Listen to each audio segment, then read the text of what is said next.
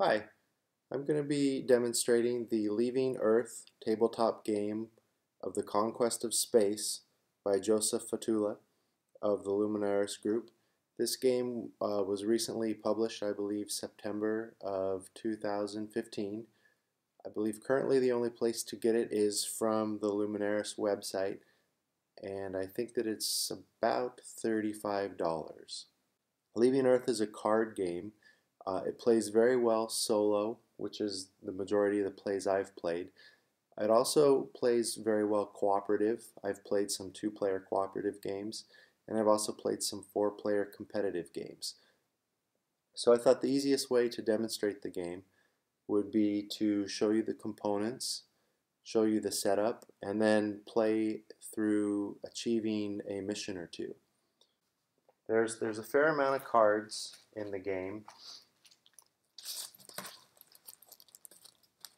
and I have it separated for solo play here.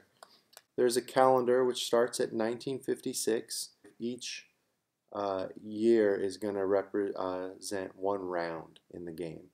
Now as a player, and this is true of the solo, cooperative, or competitive game, each player can take as many actions as they want in a turn, and then play will pass to the next player. That player will take as many actions as they would like, and the play will continue to go around the players, each player being able to take as many turns as they would like and being able to take as many actions as they would like. And the reason that that happens is that there's some things that are resources in the game that are going to bound what you can and can't do. And if a player accomplishes a mission, everyone else in the game is going to receive $10 million. So you may think you're done for that year, and another player may accomplish a mission, everybody gets paid $10 million, and then you get an opportunity to spend that money. The first thing each player will do is to select one of 5 space agencies. There's the United States, France, USSR, Japan, and China. Now all 5 of the nations are identical, and each of those nations are going to have 4 spacecraft, each with a different icon. And when I say identical, I mean that there's no asymmetric powers in the game. Each spacecraft is represented by 2 things: a spacecraft card, which will contain all of the components that you use to build the spacecraft, and then there's one of 4 unique icons, and then each nation has a different color. The icon will go on the map board that we'll build and will represent the spacecraft's position in space. So money in the game of Leaving Earth is an interesting component. The game itself comes with paper money in denominations of $1 million, $2 million, $5 million, $10 million, and $20 million. At the start of each year, every nation is going to receive $25 million that they can spend on their turn taking various actions. And as I mentioned, you may get multiple turns as well. If another player completes a mission, every other player in the game is going to receive an additional $10 million that they can spend. Now the interesting thing about the economy in Leaving Earth is that you can't just buy components. In order to buy, say, a Saturn rocket, which costs $15 million, I have to first spend $10 million on the Saturn rocket advancement card. Once I've bought that advancement card, I only have enough money left to buy one Saturn rocket. Once that money is spent, there's not necessarily any other way to gain income, especially early in the game. So that would be the end of the year if I chose to go after the Saturn rocket advancement early in the game. Now later on in the game, there's ways to make money by returning samples of interesting minerals from faraway planets. I have not been able to do that yet in a cooperative game, but there are other mechanisms to make money in the game. Now the other interesting thing is that at the end of the year, say I have $5 million left at the end of the year, and there's no spacecraft components I can buy because I don't have the advancements, or some other reason I can't spend this $5 million. I don't keep this money from year to year. This is an agency budget that is a use it or lose it type economy. So any money that you don't spend is forfeited at the end of the year and is going to go back to the bank. The next card component to take a look at in the game are the advancement cards. There's 10 advancement cards that represent your nation's scientific knowledge in areas of rocket thrust and spacecraft maneuvers. There are 5 different advancements that represent different types of thrusters, ranging from a small Juno rocket all the way up to ion thrusters. And there are 5 other advancements that represent the types of things your spacecraft may do, such as surveying a location, the rendezvous advancement, which is used to dock and undock spacecraft, landing, life support, and re-entry.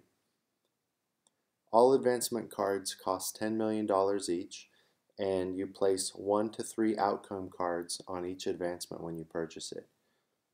The outcome cards are drawn from a large deck and placed face down on an advancement when you purchase it, and this is hidden information that represents the success or failure of the advancement when you use it. For example, the Juno rocket, if we were to try to launch a Juno rocket, we would shuffle these 3 outcome cards, lay them out, and pick one at random. Now when I play a solo game, I tend to roll a 6-sided dice, and on a 1 or a 2, I draw this card, 3 or a 4, or a 5 or a 6. Because as you play through, you may learn that a particular card happens to be, say we flip this card over, and it's a minor failure. Now minor failure, there's 3 outcomes in the game. We'll take a look at those. So there's success, minor failure, and a major failure. A successful outcome, well, all the component cards actually list what it means when you draw a success, a minor failure, or a major failure. In the case of the Juno rocket, a success outcome would mean that the rocket provides the thrust we need and our spacecraft was able to move. On a minor failure, the rocket produces no thrust, but there's no other negative consequence. And on a major failure, the rocket explodes and it destroys all the components of the spacecraft. Now we don't know which of these we're going to get when we launch the Juno rocket. We also don't know the distribution of success cards to minor failures or major failures. So if we fire our Juno rocket, I drew a success. Now I can spend $10 million to discard this success card. That doesn't mean that the rocket I fired isn't successful, but it does remove the card from the pool, and the next time I fire a Juno rocket I only have 2 cards. Now these may both be successes, they both may be major or minor failures, or a combination of the 2. You don't know until you draw and reveal the card. So the next time I launch a Juno rocket, it may be a minor failure.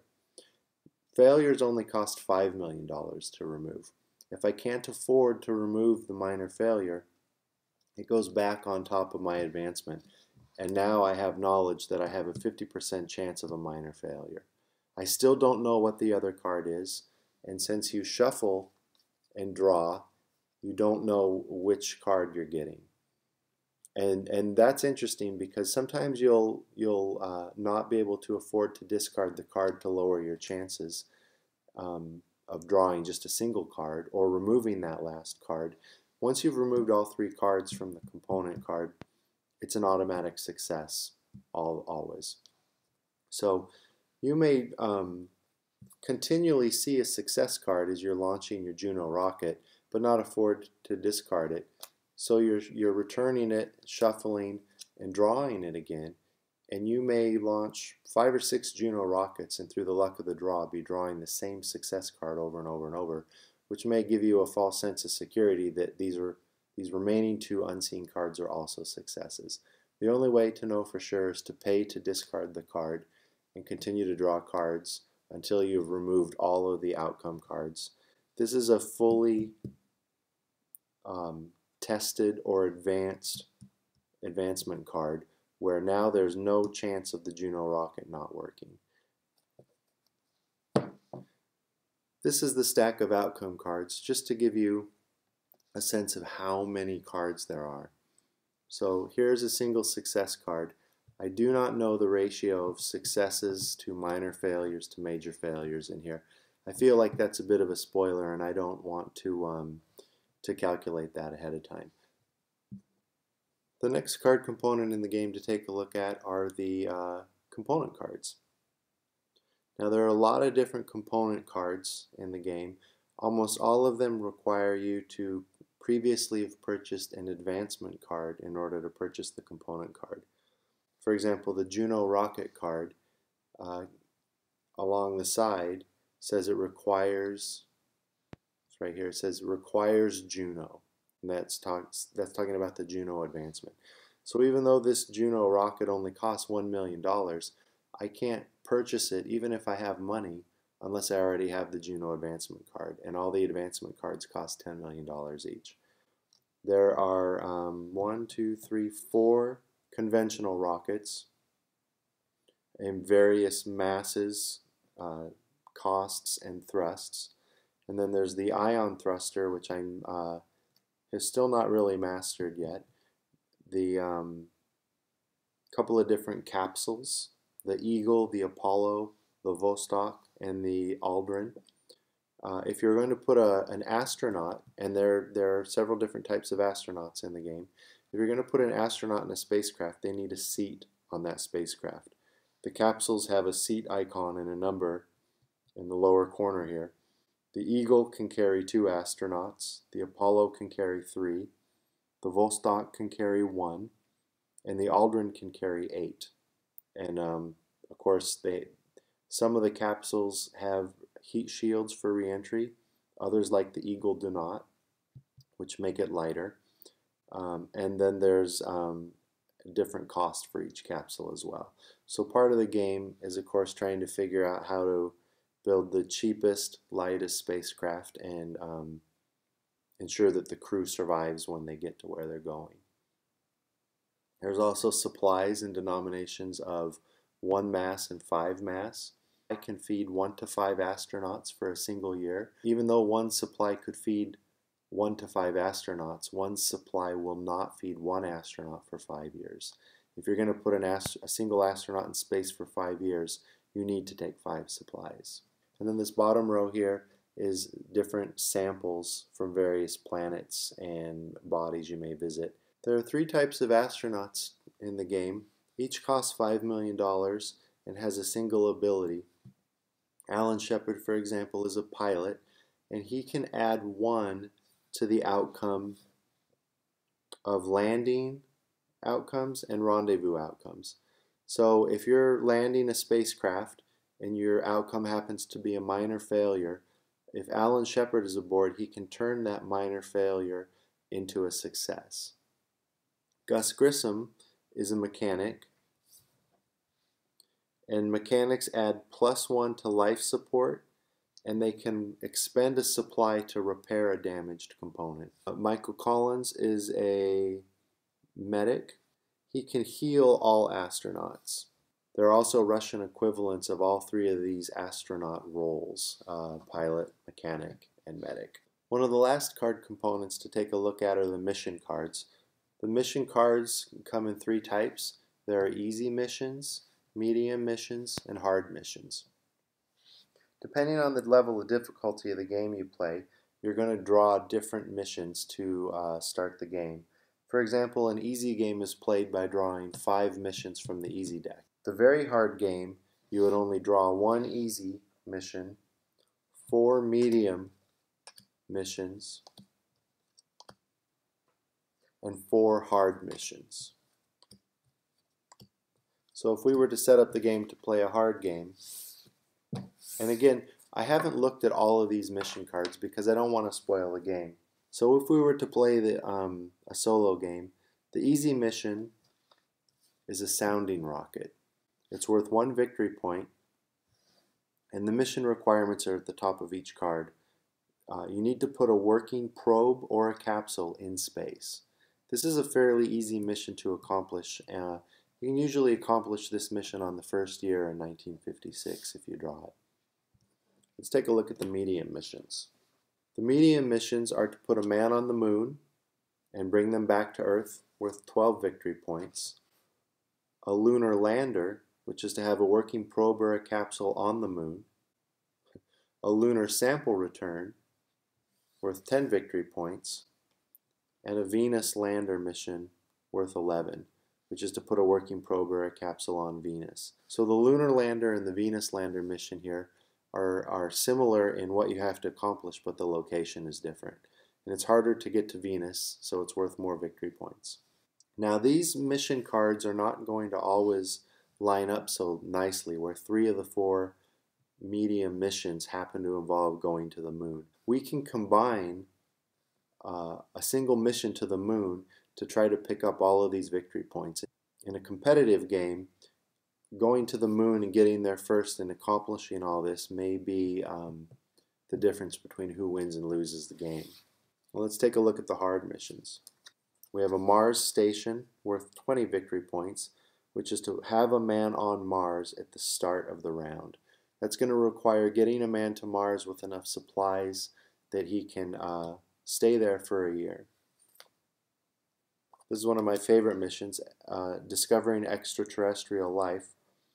This is bringing a sample of extraterrestrial life back to the Earth, and that's worth 40 victory points.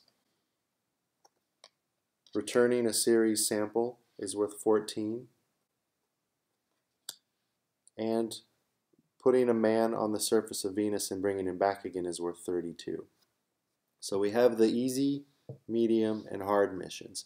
Now if you're going to play a solitaire version of the game, you still have 20 years to play the game, and the way that you win is that you score more victory points than you leave remaining on the board at the end of the year.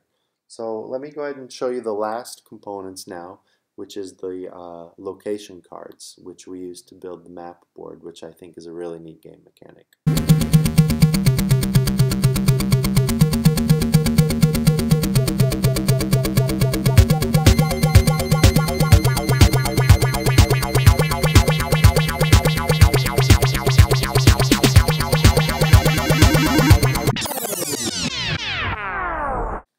Okay, this is the stack of location cards for building the game map.